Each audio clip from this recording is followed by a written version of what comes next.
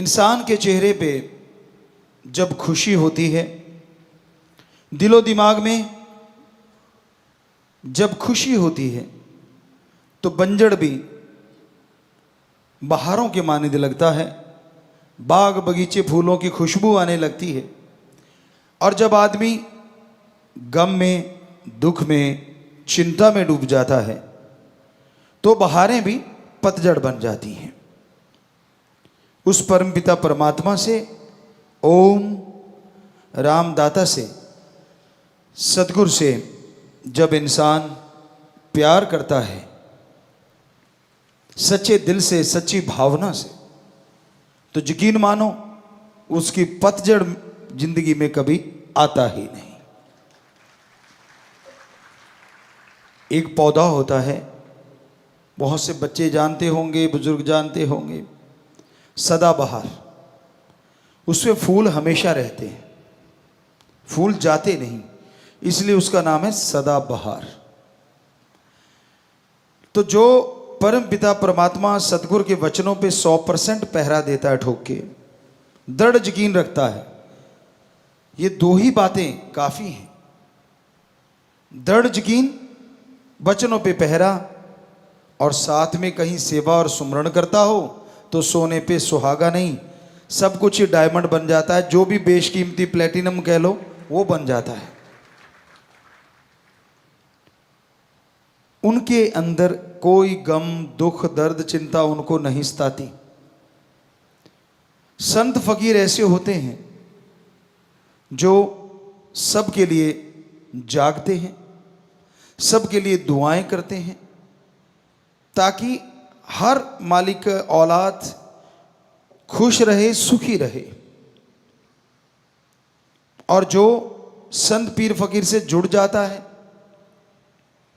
अगर वह वचनों को मानता रहे, अपनी ईगो, अपने अहंकार को एक साइड में रख के वचनों पे माने, वचनों को मानता हुआ उस पे चले, तो यकीन मानो उसकी जिंदगी में वो सदाबहार वाली बात बनी रहती है।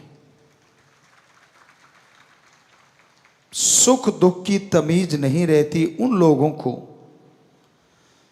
जो सच्चे दिल से अपने सतगुरु मौला के वचनों को फॉलो करते हैं या मानते हैं। गुरु को मानना एक अलग बात है, गुरु की मानना और गुरु को मानना, ये दोनों सबसे बड़ी बातें होती हैं। गुरु कभी भी अपने लिए पर्सनल कुछ करने को नहीं कहता, बल्कि वो तो सबके बोझ उठा के सबको मुस्कुराने की वजह देता है, सबको खुश करने के लिए हर वचन कहता है, हर किसी की जिंदगी से दुख, दर्द, चिंता, परेशानियां मिट जाएं, इस तरह की बातें समझाता रहता है।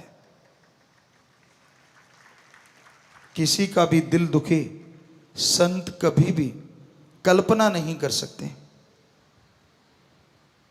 और बात चली थी प्रसन्नता, खुशी की। आज बड़े बड़े महानगरों में क्लब खुले हैं, यहाँ पे 5-7 लोग सामने खड़े हो जाते हैं तो हा ही हू शुरू हो जाता है।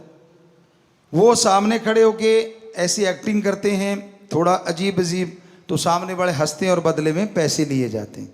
क्लब खुले हुए हैं, उसमें रजिस्ट्रेशन होता है। पर जो राम नाम से जुड़े होते हैं उन्हें चिंता नहीं करनी चाहिए। हालांकि जब हम अंदरूनी निगाह से देखते हैं, बहुत चिंता में रहते हैं लोग। पहले हमने एक भजन बोला था, एंजॉय, तो हमें नहीं लगता हमने कोई कसर छोड़ी उसमें, कि हमने आपको बताया कि कुछ भी हो रहा है, कैसे भी हो रहा है, आप टेंशन ना लिया करो, चिंता ना किया करो, क्योंकि चिंता जीते जी जलाने वाली चिता होती है। चिता एक बार जलती है, कहते हैं ना, हड्डियां लकड़ियों की तरह जल जाती हैं, और मांस जो है, और वो जिस तरह से कोई कोयले जलते हैं उस तरह से, और सिर के बाल जैसे कोई कोयले को बाद में जलाया जाए इस तरह से पल में राख हो जाते हैं। लेकिन वो तो थोड़ी देर में खत्म हो जाता है सौदा। चिंता ऐसी चिता है जो जीते जी इंसान को जिंदगी भर तड़पाती रहती है, मारती रहती है, फिर जिंदा होता है, फिर मरता है, फिर जिंदा होता है। पता नहीं जीवन में कितनी बार मरता है, कितनी बार जिंदा होता है। जो भक्त होते हैं ना, उनके अंदर ईगो नहीं होती। आप ऐसा करना मत, पर हमने चेक किया है। गांव में अगर बैठे और कहने लगे जी वहां नाम चर्चा हुई, वो कुछ लोग और थे, बहुत पहले की बात है, मे बी 80 की बात हो, 80 की, 1980 की।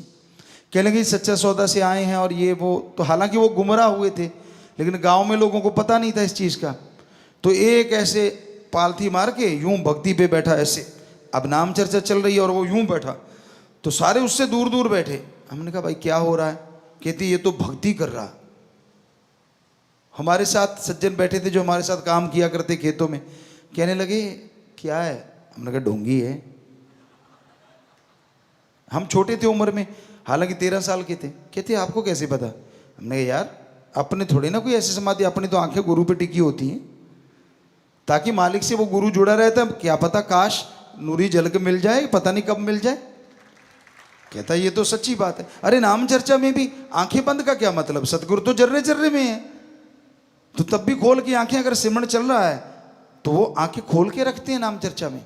क्या पता किस रूप में कहां से नजारा मिल जाए, क्योंकि वो जहां राम नाम की चर्चा होती है वहां वो पहरा भी देता और घूमता रहता है।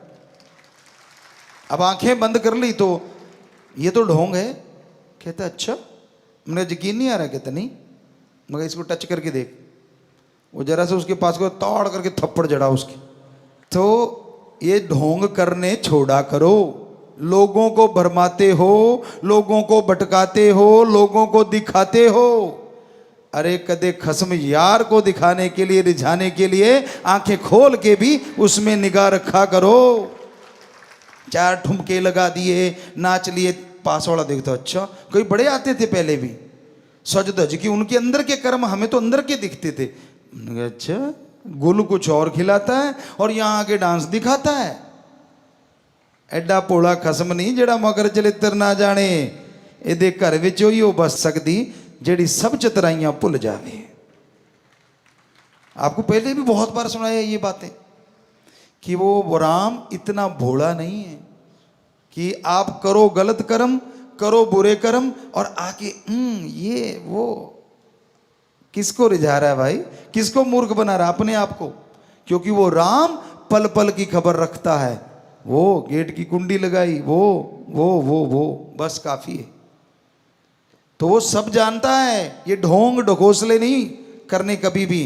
समाधि में आदमी जब बैठता है एकांत होना चाहिए, अंधकार कमरे में होना चाहिए। सबसे नंबर 1 होता है वो तरीका। और कोई देखे ना, कोशिश करो जब समाधि में जाने की, अगर आपकी इच्छा है, क्योंकि अंधेरा होगा तो आंखें भी अट्रैक्ट नहीं होंगी। लाइट से आंखों में, आंखें बंद करके देख लो आप दिन में, तो आंखों में एक लाइट रहेगी। अंधकार में वो बिल्कुल बंद हो जाती, तो आंखें भी आपको किसी और तरफ नहीं लेके जाती। अंधकार कमरे में बंद है, थोड़ा अंधेरा, ज्यादा अंधकार से डरते हो, डिम लाइट। कोई भी नीचे आजकल तो 100 चीजें चलती हैं, फुट लाइट बोलते हैं, वो चलती रहे। आप आराम से बैठ जाओ और ध्यान जहां जमा के, वो होती है समाधि। और ये होता पाखंड, जो लोगों के बीच में बैठ के यूं दिखाना मैं भगत हूं, ताकि वो देखता है, उसको पता होता है मुझे लोग चेक कर रहे हैं। ना रे भाई ना, सच्चे सौदे में ये नहीं सिखाया जाता। तो ये अहंकार की जड़ होती है। ये मान बढ़ावे के भूखे होते हैं। बेप्रवाह मस्ताना जी महाराज की बात ख्याल में आ गई। श्रावण शाह साईं जी जब गुफा से तेरावास से निकलते थे तो वो साईं जी अपने पांव में घुंघरू बांध लेते बड़े बड़े, और जैसे श्रावण शाह जी बाहर निकले तो वो डांस करना शुरू कर देते। मेरा मक्खन मलाई, मेरा दाता रहबर, मेरा सतगुरु मौला, जितने भी उनके शब्द थे वो अपने आप में अलग ही थे। अब वहां गड़बड़ हो जाती, क्योंकि अलग अलग परंपरा होती है। ब्यास जी में ये परंपरा है कि वहां साध संगत जाती है तो समाधि रूप में बैठती है। लेकिन वहाँ अब मान लो सारे आदमी ऐसे बैठे हैं और वहाँ मस्ताना जी महाराज नाच रहे हैं, वहाँ तो कोई नाचता नहीं था। तो जैसे ही श्रावण शाह जी आते कहते वाह भाई वाह, वाह भाई वाह, वाह भाई वाह। वो दूसरों ने देखा, यार ये तो सारी वाह भाई तो यही लूट जाता है, हम तो बैठे ही रह गए। वो दो चार ने और घुंघरू बांध लिए आए, और जैसे श्रावण शाह जी महाराज बाहर आए तो नाचने लगे। और मस्ताना जी का तो रूटीन था, वो आगे आके नाचने लगे। वो तो जहाँ रोज रहते थे वहीं से नाच रहे थे। वही जो आपको बोला था, आंखें होनी चाहिए यार पे चाहे पीछे बैठे। तो वो नाच रहे हैं अपनी मस्ती में आगे, और अब वो बोले जा रहे हैं जो भी बोले जा रहे हैं, धन मेरा निरंकार, धन मेरे श्रावण शाह, धन मेरे दाता रहबर, धन मेरा सतगुरु मौला। अब वो जो दूसरे थे वो भी नाचने लगे। उन्होंने सोचा हम आगे हो जाते हैं, तो वो ज़्यादा ही आगे होने लगे। तो श्रावण शाह जी दाता रहबर ने बोला, मस्ताना तो एक ही है, बाकी तो डुप्लीकेट सौदा है। बुरा ना मनाना भाई, किसी ने वो सुन ना रहा हो उनका कोई परिवारजन। तो कई बार ऐसा होता है, तो ये ड्रामे नहीं, वो मस्ती जब आती है ना वो अंदर से आती है। कईयों ने हमारी सत्संग में ये बात सुन ली, पहले वो बिना साज के बिना वजह ही नाचते रहे, कहते भी हमें भी देखो। मैंने कहा यार तू जाने दे, क्योंकि उन्होंने लगा कि भाई हम भी थोड़ा सा वैसे नकल करें। ये नकल या अकल का काम नहीं है, ये जिसको मस्ती देता है ना उसकी फिर जरूरत नहीं पड़ती दिखावे की, वो बैठे बैठे भी मस्ती लूटते रहते। और नाचना कोई गलत नहीं, क्योंकि अपने तो मस्ती का सौदा है, सच्चा सौदा मस्ती का सौदा। या तो मस्ती मनाई जाती है, और सच्ची मस्ती। ये नहीं कि मुझे कौन कौन देख रहा है, ये नहीं कि मैं ऐसा करूंगा तो मुझे कौन देखेगा, वो तो गया, उसके अंदर की खुशियां नहीं मिलती। जो सच्चे दिल से सच्ची भावना से मस्ती चाहते, पीस ऑफ माइंड चाहते हैं, तो वो आप राम नाम में बैठो, उसकी भक्ति में बैठो, मानवता का भला करो, तो यकीन मानो अंदर बाहर आपके चेहरे पे भी और अंदरूनी तौर पे भी मस्ती का नजारा जरूर नजर आएगा। बहुत लोग हमें यहां वहां पूछते हैं, गुरुजी आपके चेहरे पे सिकिन क्यों नहीं आती? हमने कहा हमारा यार दोनों जहां का मालिक है और वो जानता है, इसलिए वो सिकिन नहीं आने देता किसी भी स्थिति में। इसलिए सिकिन नहीं आती, वरना ये शरीर तो वही है जो सबका है, इंसानी शरीर है। पर दृढ़ यकीन है अपने सदगुरु शाह सतनाम शाह मस्तान दाता रहबर पे, था, है, हमेशा रहेगा। हमें किसी को वो चिट देने की जरूरत नहीं है। वहीं पे फिर आते हैं कि जब आप सत्संग में बैठते हो, राम नाम में आके बैठते हो, तब ये ध्यान रखा करो कहीं आप दिखावा तो नहीं कर रहे, कहीं ढोंग ढकोसला तो नहीं कर रहे। कोई सेवादार लगे आपको, ये तो बड़ा वो है, ये तो बड़ा आगे बैठता है, ये तो पीछे बैठता है। क्या उसके लिए जिंदगी लगाई है आपने? क्या उसको देख के राम नाम से जुड़े हो? कहाँ है दिमाग आपका? कहाँ मन आप पे हावी हो जाता है? हमने तो अपने एक ही यार को देख के यारी लगाई थी, और वो शाह सतनाम शाह मस्तान। आज भी वही दिखता है। हम तो जिसमें निगाह घुमाते हैं वो बैठा हंस रहा है, मुस्कुरा रहा है, इसलिए तो आज हंसी वाली बात शुरू कर दी। हालांकि आप कईयों के 4:40 बजे हुए थे, लेकिन हमें तो 10-10 ही लगते हैं जिधर भी देखते हैं, क्योंकि मेरा यार, मेरा सतगुर सबके अंदर बैठा मुस्कुरा रहा है। आपको नजर नहीं आ रहा तो सिमरन किया करो ना, सेवा किया करो। बैठा आप में गजब है, हर जगह बैठा है, कण कण में बैठा है। तो आप ये मत देखा करो कौन कैसा है, कैसे चलता है, कैसी सेवा उसकी। सब ढकोसला हो सकता है और सारे सच्चे भी हो सकते हैं, बहुत ही बढ़िया सेवादार है हमारे, पर कोई कोई ऐसा भी है, वरना हम ये बात कभी ना कहते। सारे अच्छे सेवादार हैं। 100 में से अगर 90-95% भी ऐसे नहीं है, तो इससे हमारे से लक्की कोई हो ही नहीं सकता जिसके बच्चे इतने अच्छे हैं, वो भी इतने घोर कलयुग में। वरना डुप्लीकेट ड्रामे चल रहे हैं। हमें बार बार इसलिए कहना पड़ता है क्योंकि ऐसा करने वाले बहुत हैं। वो खसम पल पल की खबर रखता है। फिर अगर ऐसे हो गए तो फिर मत कहना ऐसे क्यों हो गए, क्योंकि अगर आप आशिकी दिखाते हो तो आशिकी पे खरे भी तो उतरो, पक्के भी तो बनो। दिखावा नहीं, ढोंग नहीं, ये नहीं चलता ज्यादा देर। ठीक है, आपको आज नहीं जच रहा, तब पूछेंगे जब कोई 4 लोग ना उठा के ले आए कि पिताजी बीमार हो गया, मालिक ना करे ऐसा हो, इसलिए आज आप बोल रहे हैं। अच्छा है अब भी मन को समझा लो, अच्छा है अब भी अपने आप को बदलो, छोड़ दो दिखावा कुछ और, कर्म कुछ और, दिखने में कुछ और, बोलने में कुछ और अंदर कुछ और। छोड़ दोगे, यकीन मानो सुखी रह लोगे, सिकिन नहीं आएगी चेहरे पे।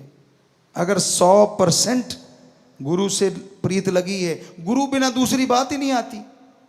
गुरु की निंदा सुनना तो दूर की बात, अगर चस्के लेके सुनते हो या ऐसे लोगों की सोबत करते हो तो फिर मुश्किल है चेहरे पे नूर रह पाना।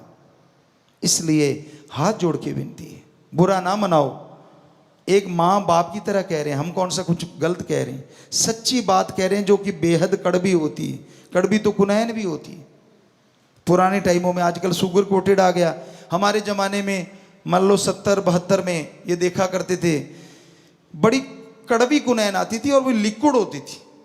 और क्या करते थे, पंजाबी च कहते तौड़ी वाला दूध, सारा दिन कड़ता रहता था। उस दूध को ठंडा करके और उसमें बहुत सारी चीनी डाल देते थे ताकि बिल्कुल चाशनी बन जाए, और उधर से बच्चे का मुंह में डालते चम्मच, नाक लेते पकड़। अब नाक में श्वास नहीं आया तो गटक गया, बच्चा चीखता, इससे पहले दूध लगा देते मुंह पे तो वो मीठा मीठा दूध फटाफट चढ़ा जाता, भूल जाता कि मैंने कड़वी दवाई ली है। आजकल उस कुनैन के ऊपर ही शुगर कोटेड कर दिया, हाईटेक हो गया थोड़ा। तो इस तरह संतों की बातें होती तो सच्ची हैं, पर कईयों को कड़वी लगती हैं, और जो वचन मानते हैं उनके लिए वो दूध वाली लगती हैं। कड़वी इसलिए लगती हैं क्योंकि उनके अंदर सारी कमियां होती हैं, और दूध वाली मीठी उनको लगती हैं जो कहते हैं यार शुक्र है पहले ही सुधर गए, नहीं तो आज आप इसी में बैठे होते।